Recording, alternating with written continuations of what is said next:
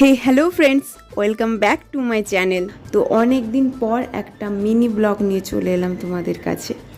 তো আজকে আমি সুনিতা আর আমার দুই বোন মিলে চলে গিয়েছিলাম বেলদা স্টেশনে একজনকে পিক করতে। কাকে পিক করতে সেটা তোমরা একটু পরেই দেখতে পাবে। আমরা মোটামুটি 4:45টার সময় স্টেশনে পৌঁছে গিয়েছিলাম, আর 4টার দিকে ট্রেনও ঢুকে গিয়েছিল। কাকে পিক করতে এসেছিলাম? এই যে মহারাজা, এনাকে পিক করতে এসেছিলাম। দীর্ঘ 3 মাস পরে উনি আবার বেলদা মামা বাড়ি আসছেন।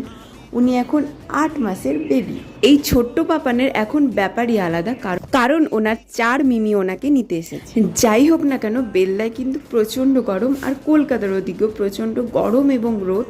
আর আজকে এত বেশি পরিমাণে রোদ ছিল আর এত গরম ছিল, পাপান পুরো গরমে ভিজেই গিয়েছিল আর খুব অস্থির অস্থির ভাব হচ্ছিল। তো আজকের ব্লগটা তোমাদের কেমন লাগলো আমাকে কিন্তু কমেন্টে অবশ্যই জানিও। তো তোমাদের সাথে দেখা হচ্ছে আবার একটা নতুন ব্লগে। আজকের মতো টাটা।